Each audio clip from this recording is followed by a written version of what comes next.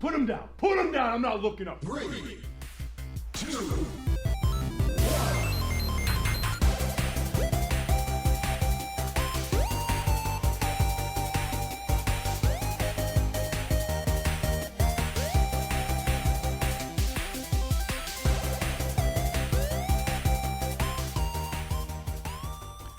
And welcome back to the Agony of Positivity podcast. I am Ross, and joined, as always, by...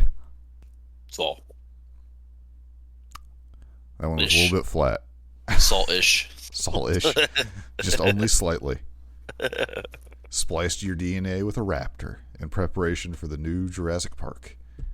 Yeah. The greatest movie franchise of all time. The first one I liked. Yeah, I don't think there's... If you don't like... Assuming you're in our age group, I could see like younger people, if they watch the first Jurassic Park, being like, For Jurassic Park, the first one, at the time it came out, holy moly, it was like world-changing. Yeah. Well, I think the Jurassic Park, they fall into the thing of like, okay, why are we making these movies? Are we just making it because we just want to see dinosaurs? Or are we going to actually have a story? And I don't think they ever actually had a story after the first one. They thought they had a story. Sure, it just wasn't very good. Or wasn't told very well, I should say. Yeah, because like, now I'm going to base it because like I have a stepbrother, and he was super into Jurassic Park and all that stuff and read the books. And some of the stuff that goes on in the books is pretty interesting. Sure. It seems like maybe I'm wrong. I feel like some of the stuff they took from the books, they took like the wrong parts that aren't as interesting. Gotcha.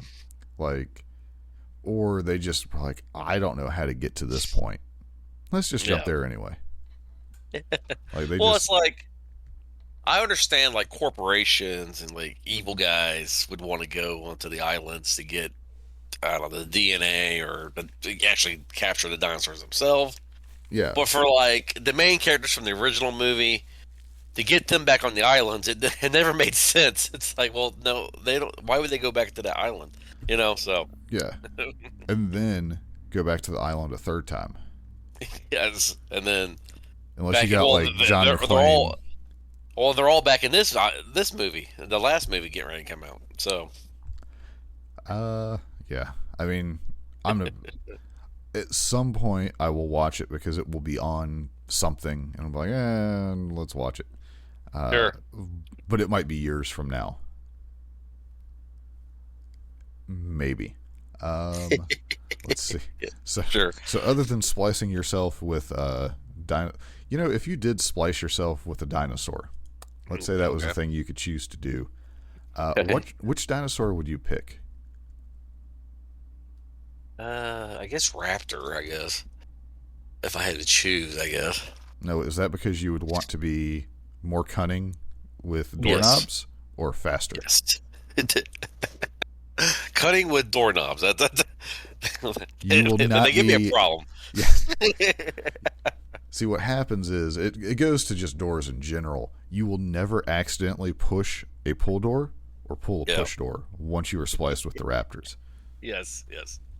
And you're able to pounce on things. Much better. Man, that's what's missing in my life. I need to pounce on things. See, I don't know. Like Raptor seems good. I bet there's like some obscure dinosaur that did something cool. Like whatever Godzilla is, I would want something like that so I could breathe fire. Sure. And not be affected by radiation. I could just like tear the door off my microwave, cook my food, and power up at the same time for the day. Well, and I think we've talked about this before. Like all the dinosaurs that we grew up with back in the 80s are completely not true, I guess. Yeah, like Brontosaur and... Yeah. Well, I mean, they're just trying to piece stuff together. But, yeah, some of them don't look anything like other stuff where you would think there would be some kind of similarities. Yeah. Like, because I guess it all goes to like, a lot of stuff is like a chicken or a bird. So does that mean like raptor wings would have been delicious? Like, I don't know. Is there a timeline where it's like instead of Buffalo Wild Wings, it's like Raptor Claws and Welk. Doesn't have nearly as catchy a name, but well, anyway, how's your week been? Well, I can tell you that I can tell the one story, I guess. I don't know if it would be an impactful because unless you're a carpet cleaner, you wouldn't know what I was talking about. Is this the crazy driveway story? Yeah, I'll just say we were cleaning a house. I think this story transcends. Like, you don't need to be a carpet cleaner to understand the chaos of what happened. Sure. So we went up a icy driveway. There was 2 vans going to the job. One was actually cleaning. The other one, the one I was in, was just picking up a rug. And the entire driveway is a big sheet of ice, and it's on a hill. And how we drive up there is amazing. I don't know how we did it. So we get up there, and so we go in the house, and my boss is talking to the homeowner and everything. And I go in and talk to the guy who's cleaning the carpet. And as he's talking, the cleaning wand, just jerks out of his hand, and it goes flying across the room, gets stuck under a couch. And as we see this unfolding here, you see the soap line start stretching, and then also this break free from the wand. It goes shooting across down the hallway, through the dining room, and out the front door, the pantry area where basically the garage door area. Yeah, it was out into the garage, and it gets stuck underneath the garage door, and the garage door is what actually keeps the truck from going off into the street. Yeah, because basically, so like, you run your lines that feed the water to the cleaning device into the house. Yeah, and so because I thought a lot about this after you told me. But yeah, so you got the lines going in, and then the truck is sitting on the driveway. Yeah. Well, so the machine, it's basically a lawnmower engine, pretty much, for simplicity's sake. Yeah. Generates a lot of heat as it's running because it's, got to have compression and all that to get the water. Well, and because it's vibrating. Yeah. Because it's an engine. Yeah. So you get the area around you is getting the exhaust heat, so that probably melted, and then stuff refroze. The vibration got it rocking a little bit, and then that van's pretty heavy once it starts going.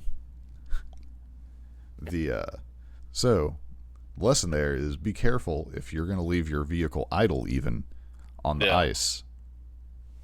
Yeah, exactly. My boss is like running down the hill, sliding as he's running because he's not thinking that the thing is a big sheet of ice. Well, yeah, he's just seeing the expensive work van sliding to its doom. So he's running. The guy that was cleaning the lawn or cleaning the house, he's running down the thing too. I'm not running. I don't. Yeah. I'm just like, whatever. It is what it is. Like, it's too late. Like, you're not going to grab the van by the bumper and stop it, you're saying? Yeah, I'm not the Flash, and I'm not Superman, so I can't stop it from doing what it's going to do. But they're running down, and they're sliding down, and the one guy actually hurt his leg as he's running down because, like I said, they're not thinking. Well, right, yeah. Yeah. So anyway, the truck nestles into a little drainage ditch, keeps it from going into the street, and we were able. It took us like 30 minutes to get out of the ditch, but yeah, no one got hurt. No, the house didn't get destroyed. Yeah, just an act of God, yeah. or a blessing from God that no one got hurt. Yeah, well, because so that water line, so people understand it. If you ever seen like those couplings that go to like liquids or anything like that, the hose actually ripped away from the coupling, because if the coupling would have popped off, which could happen if it wasn't on there perfect, that would have been some danger, because that's like 3 pounds of brass, I think. Yeah. That would have bounced around the house. Yeah, that would have took somebody out if it hit them, for sure. Yeah. The homeowner that was not really aware because they were older. Yeah. So they really wasn't aware what was going on. They just saw the crew running down the hill and everything. Yeah, just suddenly be like, wait, if they already are doing the job and then they run away, is this like a reverse dash and dine? What's going on? So yeah, that was my week. It was funny. I don't think I really had literally anything exciting like real life happen. No. Like I'm thinking, nope. Like it's pretty uneventful. Are you ready for the big game? Because we can't say what it is, I guess, because we get sued. It is weird. Like everywhere calls it like something other, but No. I mean we can call it the Super Tecmo Bowl. Super Techno Bowl. There you go. Man, that game was awesome. Yeah, I guess I'm gonna watch it since we're in that Cincinnati-ish area. Sure. Again, I'm not gonna pretend to be a big old bingo. Like I'm not busting out like black and orange. I don't want sued by Taz. Like I'm more I'm less afraid of the NFL suing us than I am of Taz sending Hook and me being suddenly in the Katahajime. Yeah. So I think I was the jinx all these years because I was a huge Bengals fan. Yes. And I just stopped caring after a while. And so I don't wear any of their stuff. So I think I was a jinx, man. So my wife's like, "Are you going to wear any Bengal stuff to the party?" Because we're going to a party. Yeah. We always went to a party, a Super Bowl party anyway. Yeah. We hang out with friends. Right. And she's like, "Are you going to wear any of your old Bengal stuff?" I was like, "Nope." I was like, because I haven't wore anything all year. And I was like, maybe I was the jinx. They're doing pretty good. Well, I don't think it works that way, but it works like that, Ross. It 100% does. well, I mean, I have a New York Giants garden gnome that my intent for the next season is to plant him head down with feet out because that worked real good one year when people were doing that. So There you go. And I'm not even like super actively following them, but I'm still going to do that. One, because it's hilarious, and two, because it seemed to work. So Sure. But yeah, I think I'm gonna try to get wings for the Super. Like that's my big plan is to get wings.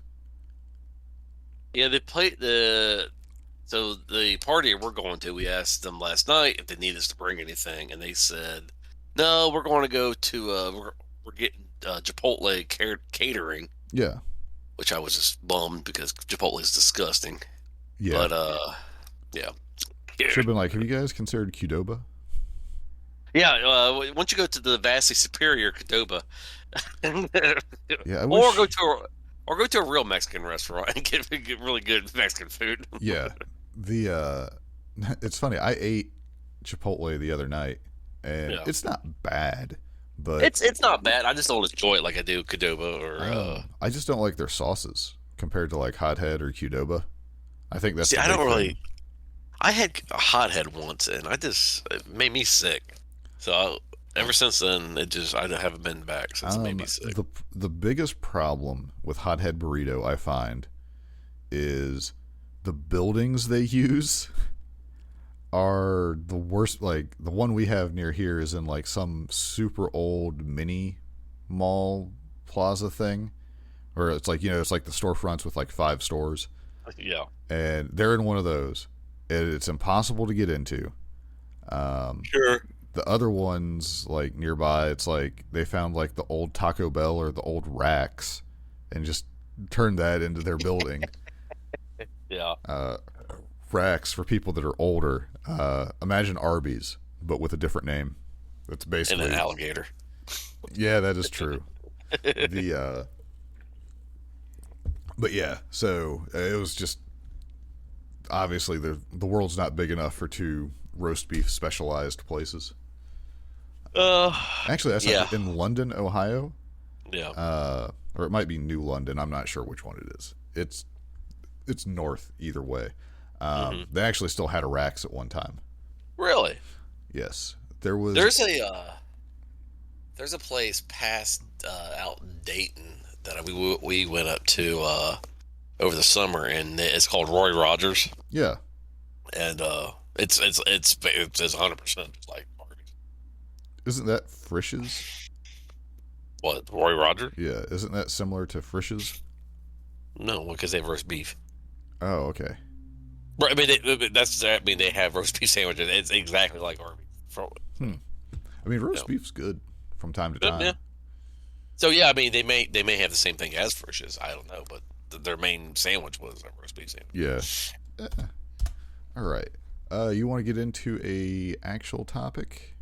I mean, we can keep talking about random fast food restaurants if you want. Our food episodes do fairly well when we talk about food a lot. So Yeah. maybe we'll start experimenting. We'll plan out like a month's worth of food related segments. Yeah. And see how that does. Sure. We'll crunch the numbers, as they say. It's actually not a bad idea. I mean, is it the highest rated YouTube channel thing that we got on YouTube? You eating a sausage? Yeah. Tijuana Mama specifically. Yeah. So there you go.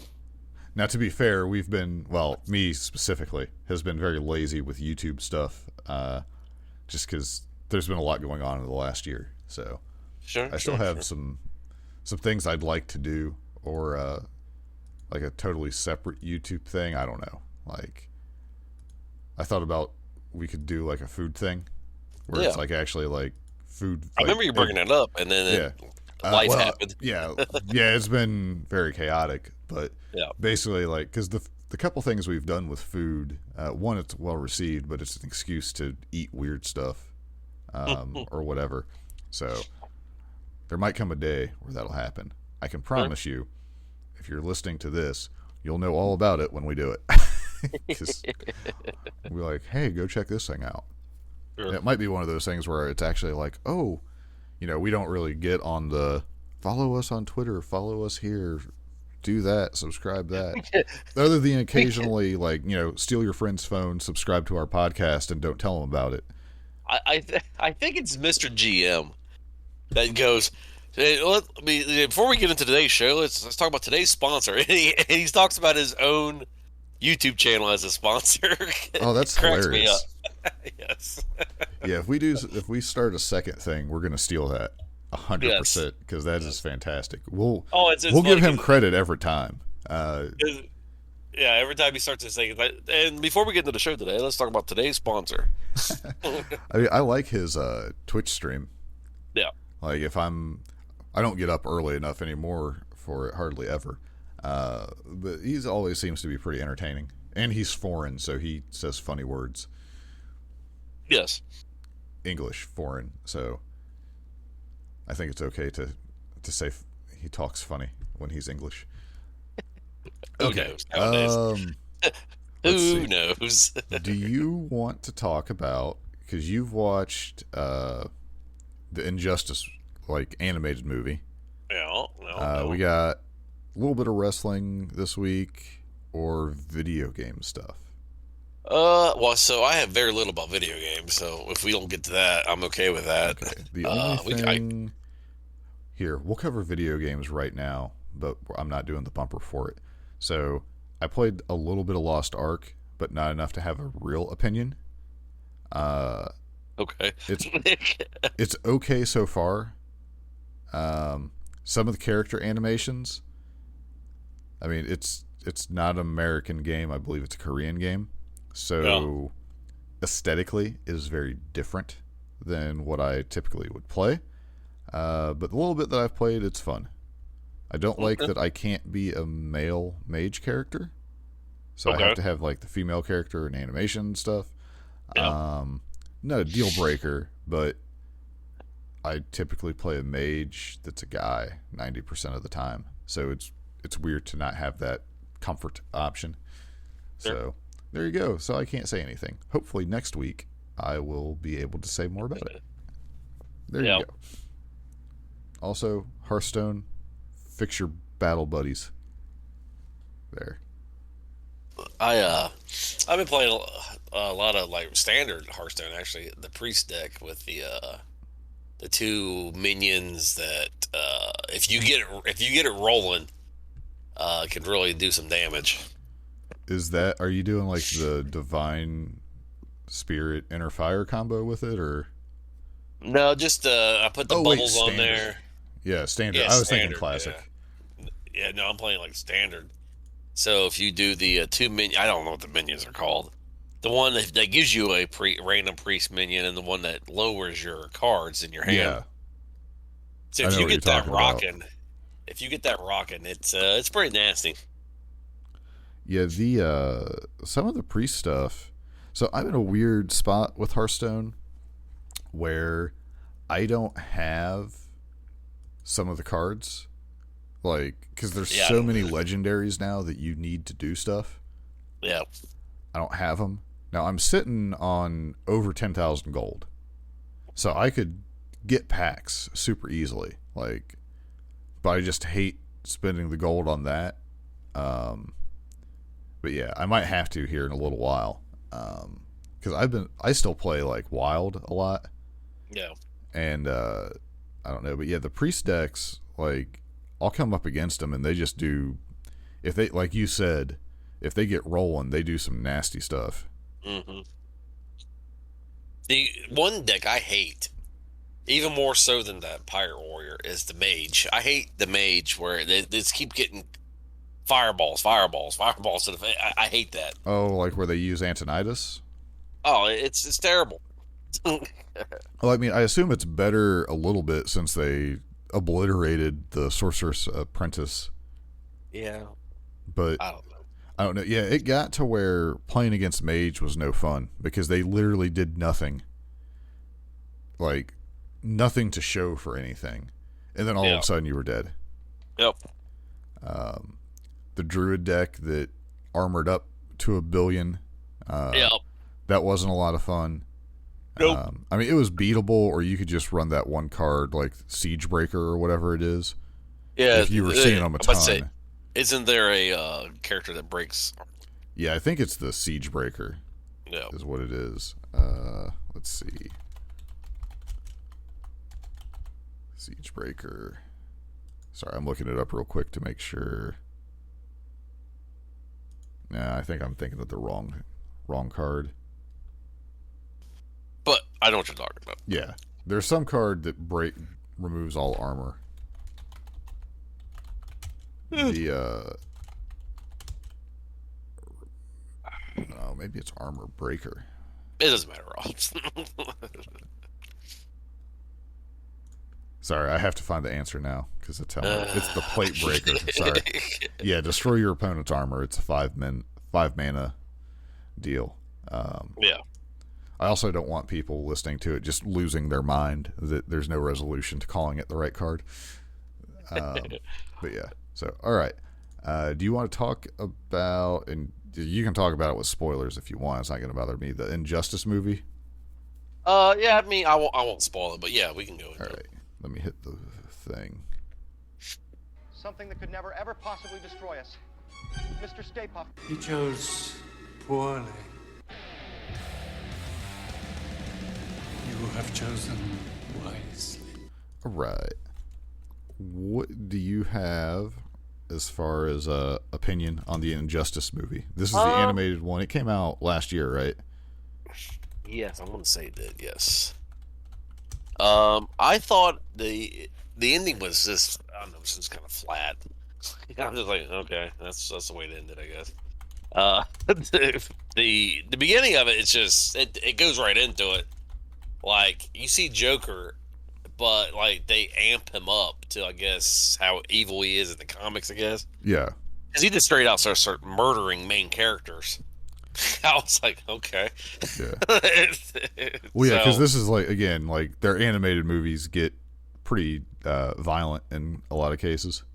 Well, this one I think is the most violent one I've seen. Just because, like the Joker just straight out murders people, which you're used to. Yeah. But then when like Superman starts murdering people, you're like, okay, well that's just weird type thing. Yeah. So the Joker basically tricks Superman into believing something's happening with Scarecrow's gas, fear gas or whatever. Yeah, fear toxin. Yeah, and then it just goes downhill from there. Like far as like Superman just killing people and just basically trying to turn the world into I don't know, a perfect world, I guess. Well, And yeah, because at one point, Superman talks to Mr. Terrific, yeah, which I don't know a lot about that character other than the terrible character in Arrow. yeah.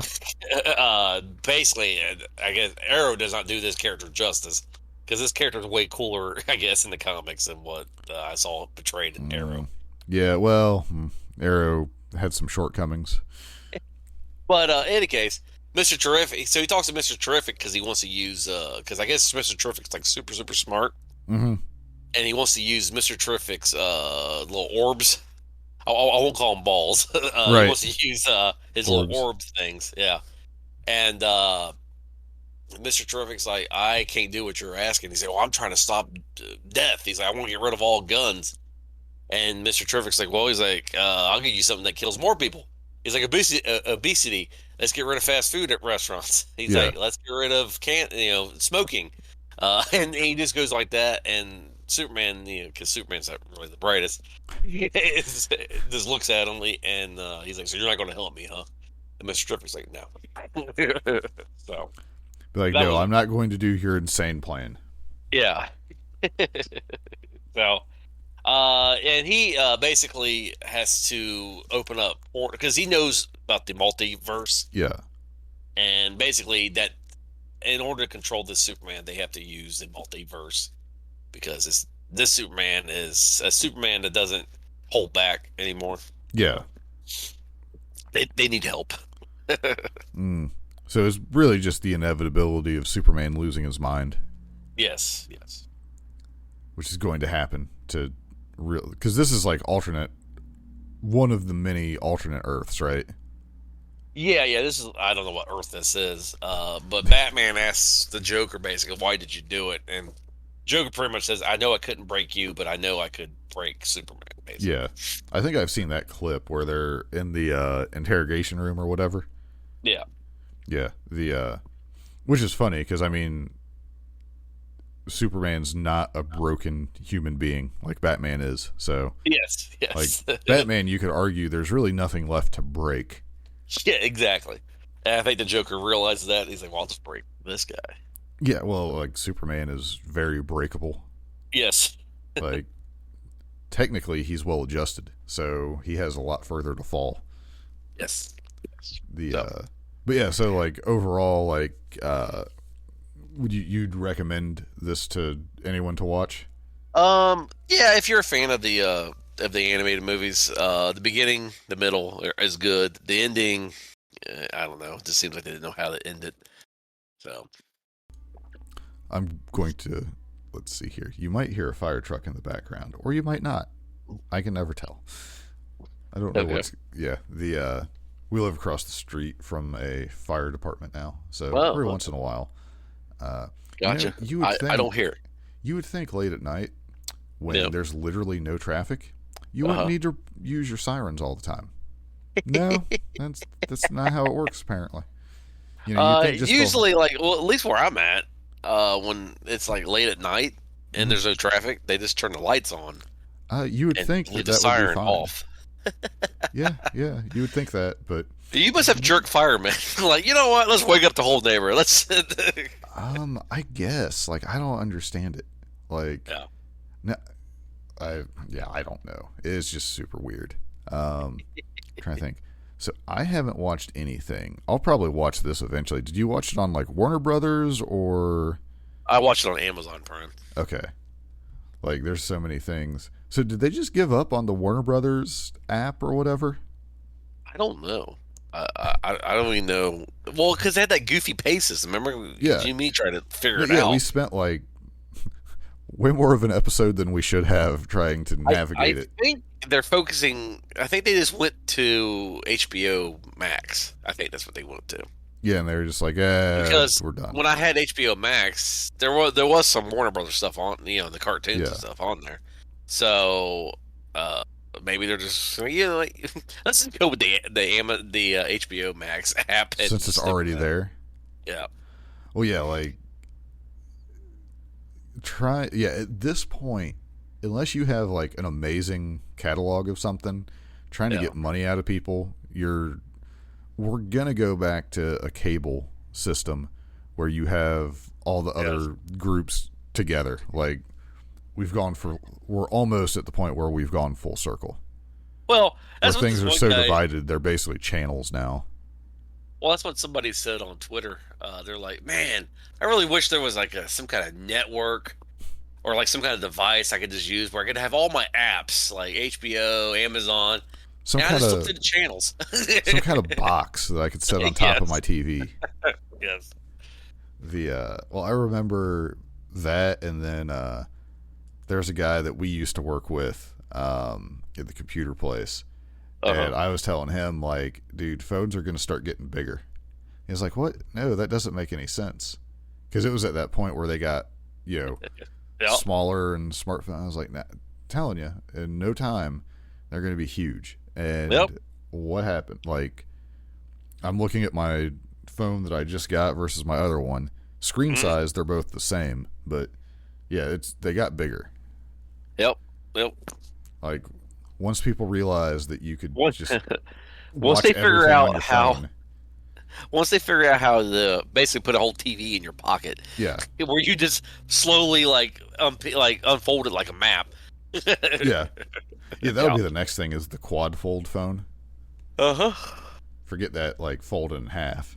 But I didn't watch any just regular stuff at all this week. I don't think. Like, I'm sure I watched like a few random YouTube things, but nothing that matters too much. I watched a lot of YouTube. It's weird. There was a period, and you could go back to like old episodes where I'd much prefer to read something than the video. And I don't know what happened, but now it's like, I'll just watch YouTube. You got lazier. I guess. Well, I mean, it's some of the stuff. It's like there's no option for a read it version. Yeah. So it became like, I'm basically watching like it's really just like clips of podcasts. It's pretty much what I'm watching 90% of the time, or the equivalent to, where there's no way to read an article on it. So I think they just finally broke me. They dumbed me down to where TV is twice as fast as a book. Yep.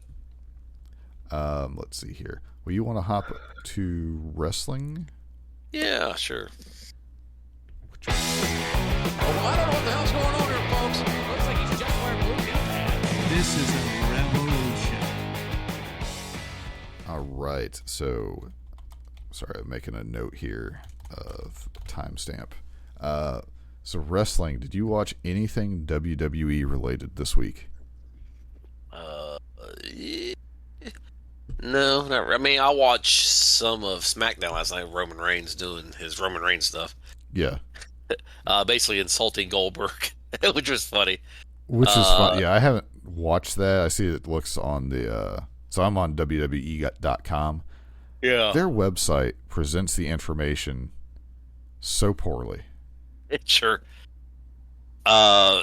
Yeah, basically, Michael Cole was basically asking, what does he think about Goldberg? And Roman Reigns is like, is this guy still wrestling?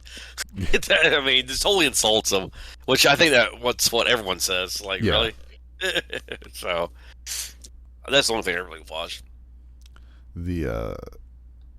I guess they recorded something last night, too.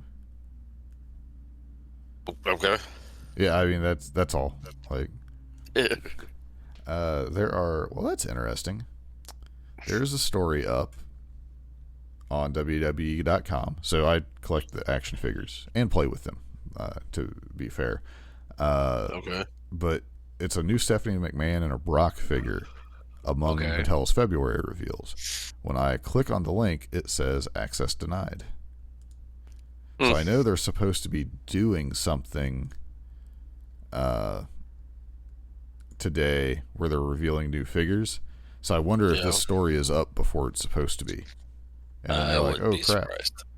But I do need a Bork laser figure for my collection. So I'm excited by this. And it looks like he has... So in the old What'd you just days, say? Bork laser, there was like people couldn't post stuff because it would get taken down, like clips of matches. So instead of calling him Brock Lesnar, there's a guy that was calling him Bork Laser. Okay.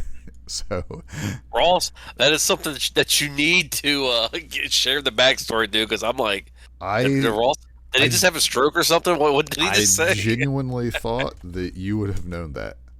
No, I did not. Because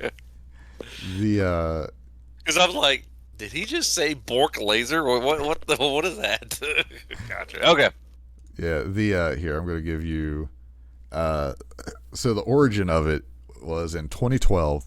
Someone uploaded the big Lesnar return against Cena on YouTube and titled it as Brock Lesnar returns and beats up John Cena, but it kept getting taken down. Yeah. So the frustrated uploader, in an attempt to escape a copyright claim, changed the title to Bork Laser Return and Beat Up Green Man. That's great. Which Bork Laser stuck. But Green Man, I've never heard Cena called Green Man. So, but if you hear me say Bork Laser, that is why. I thought that was like a super commonly known thing, but no. It may be. I just don't know. Right. Well, I'm going to be honest. I was thinking like we're doing a wrestling podcast. You probably have come across that at some point. Bork Laser. Yep. Versus Fruity Pebbles. Pretty much.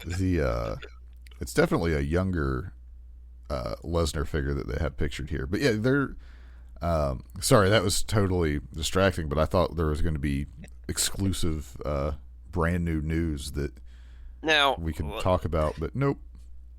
Like you and me said, if I see a Cowboy Brock, I will definitely buy it just because that's great. Yeah, give me Brock and jeans and then give him the flannel and the cowboy hat. Yes. And that'll be one for a display. Yes. For sure. So there's stuff. I'm let down, like little action figure stuff here. They had that Hasbro, the scale ring that had like, you had to like build it. Like it had like the wood, it was made out of plastic, but it was going to be like the wood that went under the ring. And then you put the canvas and the mat over the top of it and stuff. Yeah. I don't know if I forgot about it or if I definitely knew I didn't have the money for it at the time, but it got backed to where it would be made. Yeah. And I'm really sad that I didn't get on that, because that would be, if I was like, I wouldn't mind having a scale ring for like a display or something. Yeah. But that one would be sweet. So I'm hoping that it either releases and somewhere has it that I can buy it at a reasonable price, because it comes with like a Diesel, a Doink the Clown, and like some weird stage. I'm not interested in a lot of that, mostly just the ring. So maybe Jazzwares will get on board with ringside and do like an equivalent for an AEW ring. Sure. That has plywood underneath that Kenny Omega can run his face into. Let's see. Yeah, but other than that, I don't know. Like, there's results for whatever they taped, but I'm not going to bring that up as spoiler stuff. Although I think if you follow WWE on Twitter or something, they told the results of their tape show for the next week or something. Super weird. There you go. I don't understand. Like, I guess because like people are going to find out anyway, so they're just like, well, we'll be the ones to do it. All right. Okay. Yep. All right. Moving on to Dynamite, I guess. Dynamite. I thought it was good, but apparently people thought this was the most amazing Dynamite ever. Yeah. I mean, I wasn't blown away by it. I mean, it was cool. It was good, yeah. I've definitely seen a lot better. It's weird because like there'll be shows where I'm like, that was pretty good, and then people are like, this was the greatest thing ever. I removed one of my fingers in celebration. And then I'll see ones where I'm like, that was really good, and people are like, that was just awful. Yeah. So I don't know, but yeah, this was good. It did weird though because it opened with like the super forever promo segment, but Yeah. with MJF like coming out on the it was great because Excalibur called it by what it is. I forget like the actual calling to it. Jim Ross was like, "What?" And he's like, "Basically, it's a chair with some handles." Like, Yeah. I thought that was pretty funny. I'm Palisade or something like that. I'm kind of over the MJF CM Punk thing. I think the pay per view they need to end this. I'm assuming that's what's going to happen. So Yes. we'll get like a big match for it. And my God, I mean, if Wardlow leave the group, so I hope it happens like at the pay per view or sooner. I'm tired of it. He's got a contract. He's an honorable man. He's fulfilling the contract. Yes, But that contract's going to come up sooner or later. Yeah. But yeah, so this whole thing was just ridiculous.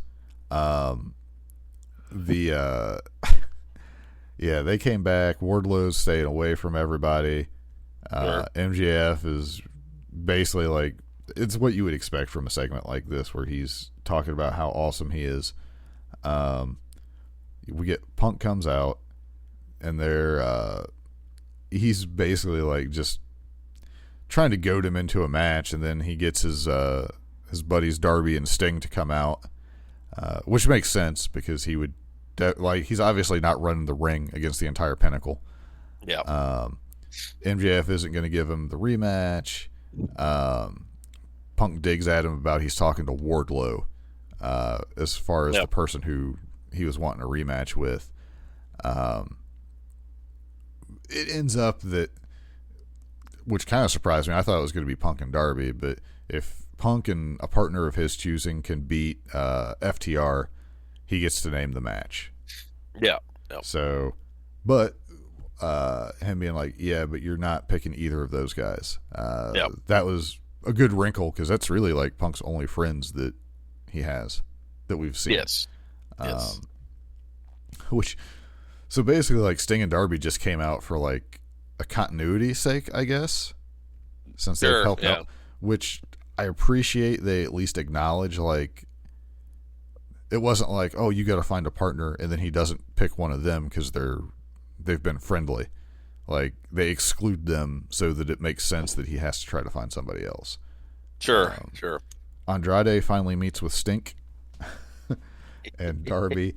Yeah. This whole thing is ridiculous. Like, yeah, it's weird. Because my sister, because she hasn't been watching it, yeah, and she's like, "Does he not?" Yeah, she said the exact same thing we've been saying. She goes, "Does he not understand how friendships work?" He's like, "Why does he think that Sting's his boss or whatever?" I was like, "I don't know." Well, that's good though because that shows that if just catching the one segment. Yeah. Like someone who is a wrestling fan but's not been watching constantly picks up exactly like how absurd it is. Yes. So, and the thing is, like, they've kept these segments very short. Yeah. So it's not like it's taken up 15 minutes of the show every week. So it's and like you said, it doesn't make sense because he's like, you want the belt. I'm the next champion. So it's like, well, what? I just understand the whole motivation behind it. It just seems weird. I mean, it's so ridiculous at this point, though, that they can do what they could start talking about spaghetti, and I'd be fine with it. So I'm okay with Andrade having the belt. I think it actually might help the character. Yeah. But it just, I don't know. It just... Andrade would be very good. For sure, because it'd give him a little more solid direction. And him being the bad guy who just doesn't understand, like, normal human interaction. Yes. Could be fantastic. Yeah, because is he working for the House of Black? Is he working for Matt Hardy's group? I mean, I don't know. I mean, he's basically throwing money around at this point. So... Yes. He's a confused $1 million man. That's what he is. He just... Yes. Who just doesn't... He's what's the word they always use for like the rich people who just don't understand normal society? Trump. Well, I mean, that in a few years it might get readjusted to that. But basically, we're like, someone knows the word, and I just can't think of it because I know the word I just can't think of. Yeah, but basically, like Trump was the only thing that popped in my head that fits that word. he's so out of touch with reality that he just doesn't know how it works, and you could really make like that could actually be pretty funny, like just because he doesn't have to deal with stuff that normal people do. Sure. It's like, well, I'll just give you money, and then you lay down for me. Sure. What, you don't like money? I don't understand this. Sure. See, now that'd be interesting. He like buys the TNT championship. Well, yeah, like basically let him do what DiBiase tried to do. Yeah. But actually allow it to succeed. Yes. Like that would actually be to see how that could, like a modern rendition of that actually getting to play out. Yes. And then obviously have him defend it against somebody. Like he would have to defend against somebody that he clearly pays off and then works for him or something. I think like Fuego. I think it would actually work with what's his face? Sammy Guevara. I think Sammy Guevara works better as a heel. Yeah. And I think that would be awesome. Yeah, like he just like buys it and then gives him a job or something. Yep. That'd be interesting. I'm assuming somewhere that's happened, but nowhere major that I'm aware of. So we get back to it. Blade and Wardlow have a match that is more competitive than you would have thought. They sold it as Wardlow, short notice, didn't put on his wrist tape or anything like that. But he gets obliterated with power bombs, which is really what everybody wants. Do you think Wardlow's opponents are like, oh man, I'm about to take like a half dozen power bombs, this is going to suck? Or if they're like, power bombs are pretty easy, that'll be good?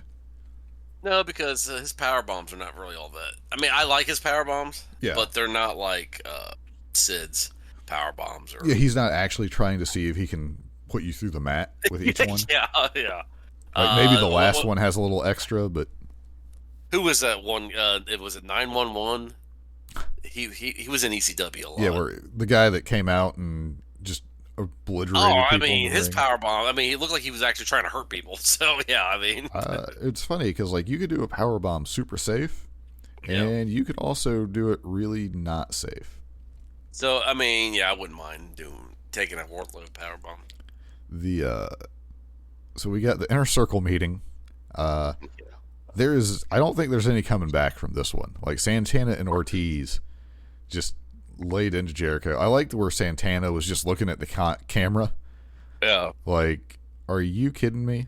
Look at this guy. It was like he was on The Office or something. All Santana on Twitter has been trashing Jericho all week. So I don't think the Inner Circle's coming back, which is fine. I'm okay with that. Right. Well, I mean, I think this is the Santana and Ortiz run that people have been waiting for. Yes. Because I don't know if they're going to be the bad guys, though. Well, that's another thing. I don't know, because Jericho was turning heelish. So I'm like, so who's the bad guy here? Yeah, like, I'm pretty sure Jericho's the bad guy. But they have to be the bad guy because they would fight the good guy of the Dinosaur and the Jungle Man. So, they are not keeping the belts that long. I don't know who they're losing to, but they are not keeping them. You don't think so? No. Regardless.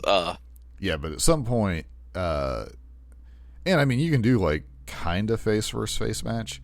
Now, it would be funny if Jericho is clearly a heel, but then Proud and Powerful still end up as heel. Like, I think you need them opposite alignment for a brief period. Yeah. But yeah, I can't see when they have the match, there's no way that Jericho's getting cheered over them. Because, I mean, he clearly behaved the way he did on purpose. Sure. And Sammy quit again, so. Yeah, which is fine, whatever. Well, I mean, that makes sense because, I mean, people do like Sammy. So, yeah. I like heel Sammy better than I like face Sammy. Yeah. I like Sammy with his tongue inside his mouth. Well, yeah, I don't like that, Sammy. I don't understand that taunt. The panda head, Sammy. I could do without that one. Panda head was the best. From a overall, because it was just ridiculous. But yeah, so Sammy tried to be the voice of reason, but he's like, I got better things to do than this. Look at these 2 belts I have for no reason. Yes. Let's see. So Tony Schiavone again just stands by and doesn't say, "Hey, watch out," when someone's about to get jumped. Yes. But from this, we got Switchblade Jay White shows up, and which I was actually more excited about, but just because I knew Keith Lee was coming. So yeah, it was pretty safe bet that he was. Yeah, Switchblade. A lot of people didn't know who he was because they don't, I guess, follow New Japan, but right, or anything else. Yeah. So Switchblade, that was pretty cool. 'Cause, I mean, he shows up on Rampage too, so I guess he's gonna have a match with Trent, probably. What's funny about this whole thing is Tony Khan was talking about the Forbidden Door and stuff, and he went on like some radio show or something. He was like, "Yeah, I kind of messed up my own definition of the Forbidden Door, and I kind of gave people the wrong idea." Yeah. So Sunday night, he worked on the Jay White thing basically Sunday, to try to not disappoint people due to the way he worded stuff. Yes, I will because Jay White makes sense.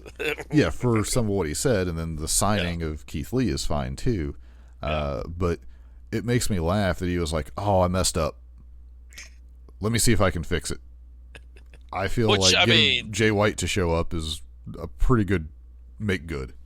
Which I don't know why why he didn't try to get Jay White to begin with. Anyway, might have been one of those things that he talks about having like an ace up his sleeve at times. Sure. Like it might have been something he was going to hold off on for later. But he was like, "Oh, I kind of messed up. Let me fix this." So now he has to like, well, I gotta do the Bullet Club Elite angle now that I've been saving for a while, or at least get it rolling a little bit. Because there's no way within with how AEW does it within 3 years that Jay White and Kenny Omega doesn't fight each other. Yeah, like it'll happen one day. Yeah. What I like a little bit about this, because Tony Khan gets a lot of criticism and a lot of praise about stuff, but at least this, he was like, "Yeah, I messed something up, and I'm trying to fix it." I did not feel like Vince McMahon. Well, one, you would never hear Vince McMahon talk anywhere, which eliminates the problem. But if something is messed up, they basically do everything on earth to like make it make sense instead of just going the simple route. Like they get super convoluted with stuff sometimes. But yeah, so good on them for realizing that people, due to his own phrasing, had like crazy expectations. But now I saw people who were still like unhappy after Switchblade and Keith Lee showed up. Yeah. Like I don't think they were genuinely upset. I think they're the people pretending to be upset. But it's hard to tell. Well, I mean, my God. I mean, it's not even a pay-per-view. So, I mean, I'm sure there's going to be more people at the pay-per-view show up. Yeah, well, or maybe not. I mean, they got plenty of people. Like, at this point, without much announced for the pay-per-view, it's going to be good. Sure. Like, it'll be worth the money, I would say. Sure. But yeah, so this is for me, one of the moments of the night, I guess. We got Isaiah Cassidy, who has gotten a lot of praise for making Keith Lee look more impressive on this. But yeah, so Keith Lee shows up, crowd's super into it, got a couple chants, which is good because obviously people knew who he was. People had a problem with Jim Ross calling him a young Mark Henry. I mean, he's a big dude. I don't know who else you would compare him to, like from a size wise. Well, far as style, I think he's more Bam Bam Bigelow Vader. Yeah, I would agree with that. Well, but if he would have compared him to one of those, there'd be people mad that he. Oh yeah, like that's true. There's no way. Like, but from just like a build standpoint, I can see like thinking of like far as the build standpoint goes, yes. And strength, because like they basically portrayed a lot of strength in this, so that might have been why that was done. That's true. Because But as far as skills, I think he's more Bam Bam Bigelow-ish. Yeah, I wouldn't have thought of that honestly, but yeah, you're kind of right because he's very agile. Like the drop down. So I saw someone say where they're like, "Well, all he really did was like a drop down and a leapfrog. That's not very athletic." And I was like thinking about it because I'm about 300 pounds. I am not going to be able to do a leapfrog over somebody. Yeah. So I think we've touched on this some. Like there was a period like when I was way younger where I did training for pro wrestling, and we don't talk about it a ton, but like one of the drills involved doing like, and I was in pretty good shape. I was like 180, 185 or whatever, and you know, like always been somewhat active with stuff back then. Mm-hmm. The drop down leapfrog, while it's very basic, it takes a lot. So for being that big, like I'm gonna say like that counts as athletic to me. Yeah. So and people were saying on Twitter that he looked fat. I was like, well, Keith Lee's always been a big boy, so I don't know what you are considering. Yeah. I mean, I didn't understand where that was coming from. Yeah, I don't like. He's not small. He's always like. I mean, sometimes he's one of the. Sometimes he's a little bit bigger than others, but yeah, like he also has enough muscle behind it though that it's like it's power lifter heavy versus me eating 3 pizzas in a weekend heavy kind of thing. Yes. So, but yeah, I guess the most memed moment from this is when he does the Beal toss. Yeah. Which I guess people were talking about. It was like when Uncle Phil would throw Jazz out of the house in Fresh Prince. Yeah. So it's officially been renamed the Uncle Phil Beal, I believe, which makes me laugh. But yeah, I remember I was sitting there and I saw that, and I like just obviously there's no one around me. I'm just like, oh my god, that was insane. Like it was just the craziest toss I've ever seen. Matt Hardy walks away. I mean, I think it's safe to say that Jeff Hardy's showing up whenever he's able to. Yes, it definitely looks like he's going down the broken route on Twitter, at least. Yeah, we'll get like that final Hardy run probably. Yep. That we thought we had already gotten, but it looks like we're going to get it again. Yes. Well, because they don't have the AEW championship, so they need that. So yeah. I mean, did they get the ECW championships when ECW was around? I don't think so. Not the cool ECW, the WWE. I don't think they had tag champs in the second ECW. Like if they did, I don't remember it. Okay. Because that whole show was a fire of sorts. Yes. But yeah, so to nobody's surprise, Keith Lee wins this match. Then he obliterates the rest of Private Party together. All right. So yeah, but it was exciting. Like it was exciting in the sense that you kind of thought that it'd be him, but nobody knew for sure. But then the crowd, because they know who he is, he got the reaction he should. I would think he'll do good things. Now the cynical people are like, "Oh, he'll be on Elevation and Dark within a couple weeks because look at what happened to Jay Lethal." I was like, Keith Lee's different than Jay Lethal. Jay Lethal is really good, but he's not like his reaction is not what Keith Lee got. Keith Lee is an attraction. Yeah, he's very unique. Yeah, so I think they'll use him quite well. So yeah, we'll find out because WWE just couldn't do it somehow because they wanted him to wear like a tennis skirt and a vest. Now they named the Bearcat. Yeah, I do hope whether it's on BTE because people were speculating like he took his time taking his his entrance jacket off to reveal that he wasn't forced into a shirt type thing. Sure. So I'm sure he has some strong opinions. If we get some kind of interaction on BTE or somewhere, of him running into Adam Cole Yeah. and then making the manager joke. Well, That'd be fantastic. He looked. Now, did he do the Basket of Glory chant in WWE? I don't know if it ever it might have happened like the first time or two Okay. at some 'Cause point. he looked like shocked that people still remember that was his gimmick on the Indies, and he's like, "Oh yes, I can do it." I don't know. My assumption would be that because I think he went during pandemic initially, didn't he? Or was it Keith Lee? Like when he went to main roster there briefly, but they kind of didn't really do much with him to where it just probably went away. Yeah, I just remember him having a strong thing in the Royal Rumble with him and Brock, and Survivor Series. And then they're like, "Okay, I'm done. I'm done using you." Like, well, you've peaked, kid. Yeah. You don't make me pop, kid, when I'm watching this. Sorry, pal. Like, even though you're a monster and you can it's weird. So we follow that up. We get which is kind of interesting because unadvertised match. This is a pretty big match overall. You got FTR against Punk. I kind of thought that he would get Moxley. Yeah. Just because that was kind of the only one that made a ton of sense. It would have been him or Bryan would be what would make sense to me. Yeah. But yeah, so he gets Moxley.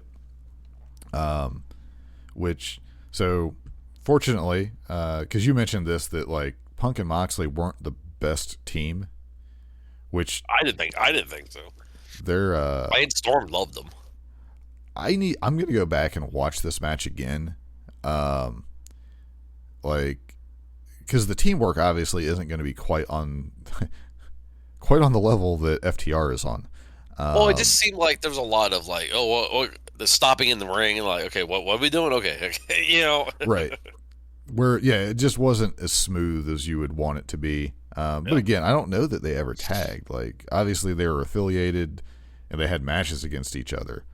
But yeah, like as far as like star power though, they make a pretty big match. Sure.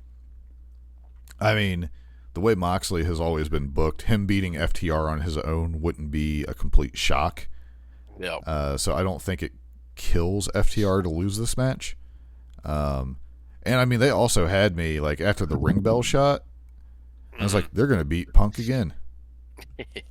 Like I really thought that was going to be the end of it, but they got it. So you think Punk is going to pick a stipulation match? I'm assuming he's picking Revolution. Like, he's not going to be like, next week on Rampage. Yes. Yeah, I don't know. I can see them doing a cage match. That'd be awesome. Now, do you think, because I've heard people talking about like getting out like the old Big Blue style cage match. Okay. Which I don't think any from everything I've ever heard of people talk about that it was the worst cage on earth. Like, it just hurt so much. So I can't see people actively wanting to use that are wrestlers. If they do a cage match, hopefully it's not like the 97-foot tall cage match. We could do the hayride. The bunkhouse brawl on a semi truck or whatever. Yeah, we could do that one there. That, I would be all for that, but I don't want it to be Punk and MJF.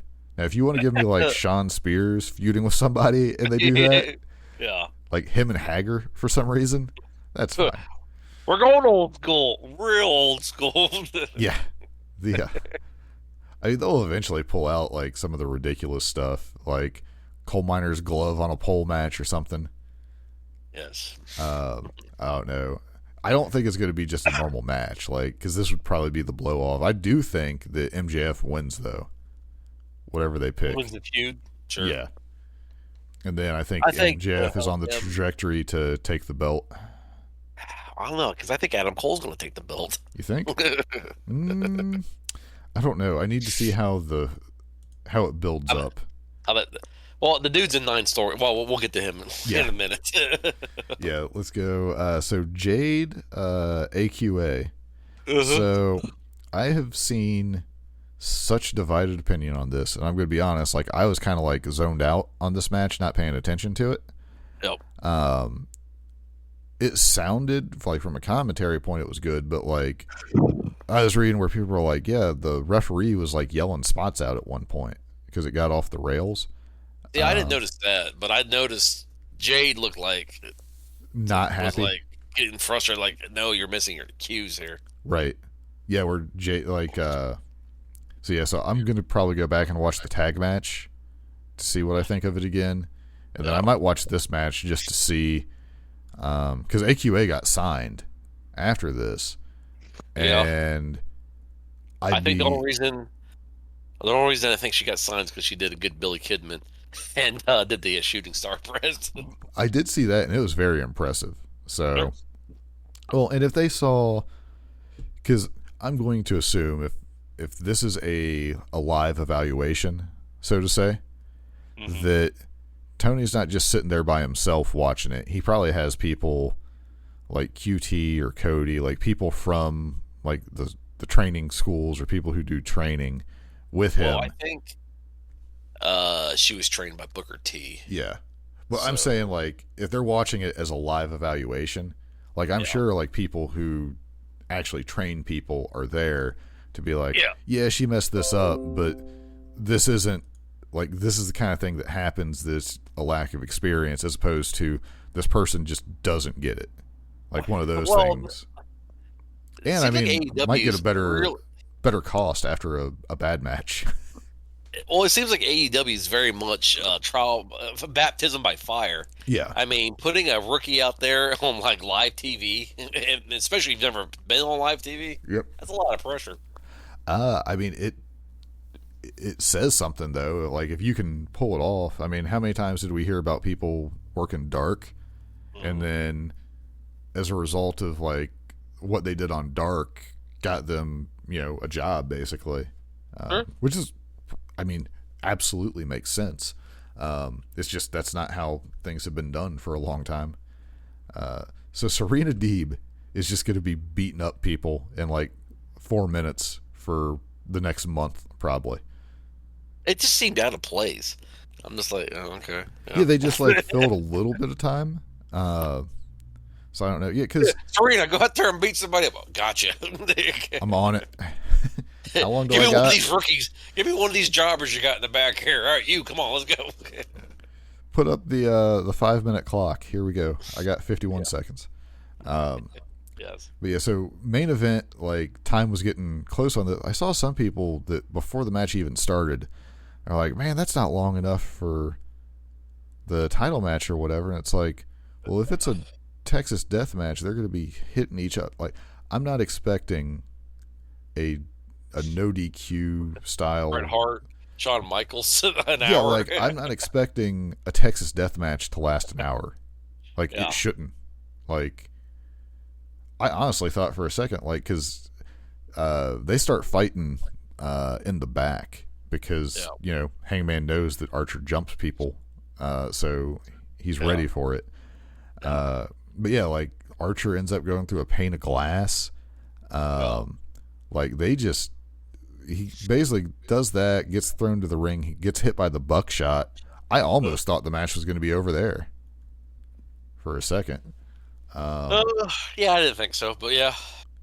Well, because it was going through my mind, I was like, man, he hasn't even moved, and they're at 8. And I was like, are they just going to do that and let Paige be like dominant? And I was like, that doesn't make a lot of sense, but well, you gotta kind of save Archer as a monster, right? So you got to make him look good, sort of. So you can't just blow him out of the water like that, right? Well, I didn't think that, but it was one of those things where they get you, or at least for me, it's like maybe they are going to do like something unexpected here, because I don't know. I feel like a lot of times they do like stuff makes pretty good sense, so I'm always looking for that weird thing that doesn't make a ton of sense to happen. Like thinking that FTR was going to beat Punk and Moxley, like they had me a little bit in that one. But yeah, so this match, like the first little bit, I wasn't super into it, and then about the midway point, it had my full attention for sure. Yeah, because they took it up to like 40? 11. Yeah. because like Dan Lambert comes out, but because he's not talking, it's fine. But they're taking off the top rope to remove the buckshot lariat. Yeah. And it was like, that's a little bit cheesy, but that's fine. Like, it's fine. It's whatever. I figured they were going to use that as like weapons or something. Yeah. But so yeah, they do that. They have like the little thing where like Hangman reaches for the rope at one point and realizes it's not there, which a little like that was a little ridiculous because it's obvious the top rope's gone. But just that I guess you could play it as muscle memory of like, oh, he's getting ready and he's so focused on Archer he's not paying attention and he's like, oh crap. But yeah, they beat the crap out of each other. Jake Roberts had probably the best short arm clothesline he's had since he's been in AEW. Yeah, I'm surprised they'd let him do that, to be honest with you. Or Hangman just bumped as hard as he could for that. But either way, it looked really good. I was disappointed. I knew they probably wouldn't let him do it. Yeah. The DDT, but I was like, oh, come on. Well, I did like the follow-up, though, where Paige hits the DDT and then flips off Jake the Snake. Yes. It sounded like he told him that if he does something, he'd be next or something. Like Yeah.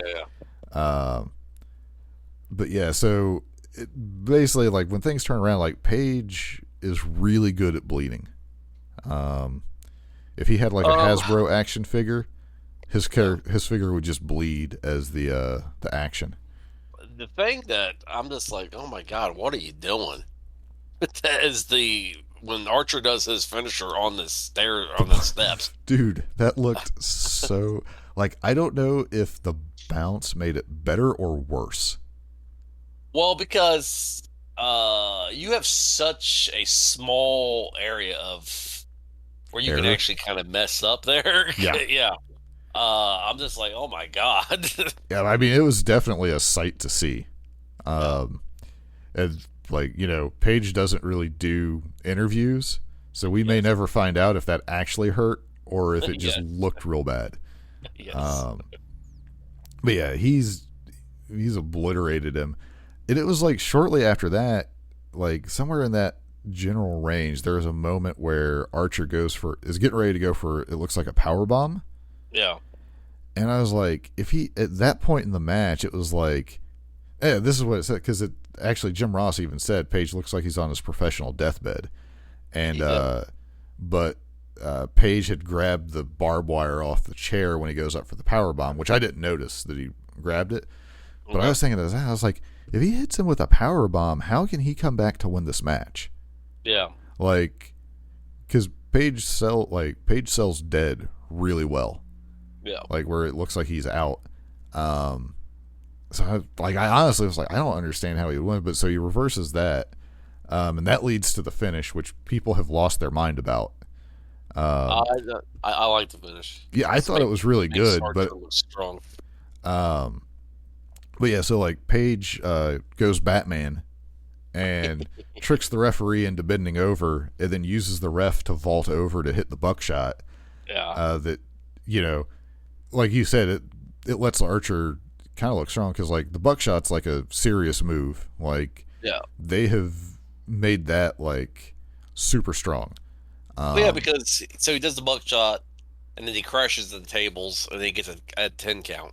Yeah, because he's knocked out. So I think it makes him look strong. Yeah, I think that's fine because like Archer can go to now doing Archer stuff. Basically, let him have somebody who's a bit of a name that can take a loss and let him beat them, and he's good. Yeah. Because like if he can take Hangman to the limit and only gets beat because he got surprised by a move through a table, like I'm trying to think, like I don't know, let him obliterate like Dante Martin or somebody. Yeah. But yeah, so but yeah, that match was way better than I thought it would be.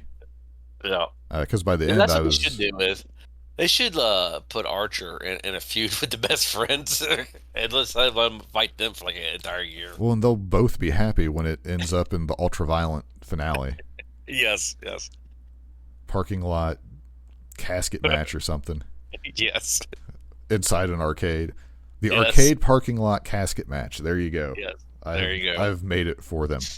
And At the end, though, like Adam Cole following up on his promos and stuff like that comes out and gives the belt back to Paige. The real secret here is the winner gets to continue to go by Adam and their last name. But if you lose, you just go by your last name. Yes. Because Adam Cole's like, I need more storylines. I am not in enough. Yeah, he is involved with a lot. Because he's in one with his girlfriend. Yep. He's in one with the best friends. He's in one with the Young Bucks. And then he has the whole undisputed storyline going. Yeah. And now he's going to go for the belt. Yeah, they're, like you were saying, like you think Cole might be the one to take it off him. I feel like it's soon. Maybe a little too soon. But if he, like... There's no way. There's no way Paige is beating. Unless Kenny comes back and does some shenanigans or something. I don't know. Yeah, like evens. Yeah, we'll have to see like the direction they take the story. What would you think if Cole does beat him, but then Paige beats him to take it back? No. Nope. Because Paige is a boring champion. I think Adam Cole would do better as a heel. Yeah, well, I mean, I think we're both on the same page. Like, heel champion with babyface chasing is better. Yes. Yeah, I mean, you get back to basically get Paige back on the chase, to make it a little bit better. But I don't know. I kind of think Paige will probably win. But again, until I see how they're going to position the feud, like, because if it's Paige against like Cole and or basically undisputed, and then he has to get the Bucks on his side. Like, I just don't know. And then, like, what's Kenny going to do? What's Jay White going to do? I think it all depends on where Kenny's at, as far as recovery goes. If Kenny's close to coming back, then I think Paige or Cole's winning.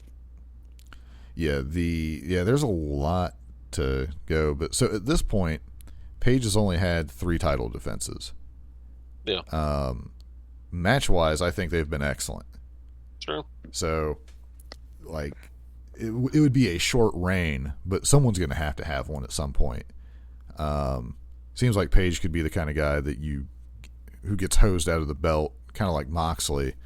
But he would almost be possibly better for it, because then he has he's going for it again. Has feud. So we will see. I'm going to make an early prediction that it's going to be the first 2-time champion. I think he might lose it and get it back. Now, next week, after we've seen more development of it, it might be like, oh yeah, there's 0 chance of that happening. But yeah, like you said, the story needs to develop more. Yeah, to know what they're thinking. Yeah. But I think it'll be, no matter what, I think it'll be good. So Adam Cole and Adam Page can hit each other for real, apparently, because that's what Hangman does in his matches. Yes. It's like, if you can knock me out, you can go ahead and pin me and win. But if I knock you out... Because Page is like, I am a real cowboy. And to get it, you're going to have to really hit me like a cowboy. Be like, I'm going to let you hit your finisher for real, but I'm going to try to kick out. Like, it really feels like that might be like his mentality. So I guess the only thing that really came of Rampage, Jay White gets involved, hits the Blade Runner. Oh yeah. I mean, there's other stuff that was good on Rampage, but there was not like we don't really need to get into it too much. Let's see. I'm going to skim through it. Jungle Boy, Luchasaurus. Actually, you mentioned it. The Ass Boys looked really good. They did. They and Shawn Michaels attire. I mean, that probably was a little bit of a help, but like, I was very lukewarm on them at best. Yeah. But honestly, their involvement with Danhausen has probably made them more entertaining.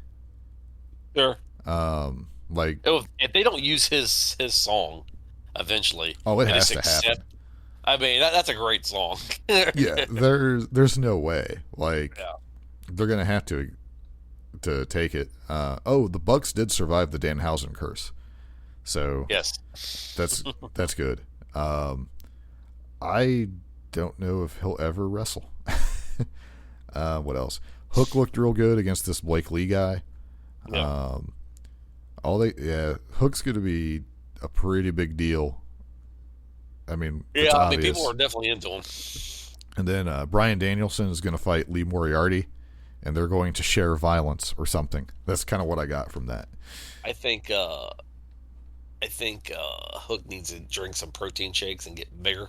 I mean, he's like 18, so he's still got years before his body starts that fill-out process. Sure. But at least he's like in good shape already. So as that happens, he'll be. I mean, you gotta figure like, I saw a picture of Taz next to like a normal dude. Mm-hmm. It's hard to remember that Taz is a big guy. Yeah. He's just short. Yeah, he's like 5 foot nothing, but he's still like he's also 5 foot wide. So yeah. He's like built like a little tank. Yep.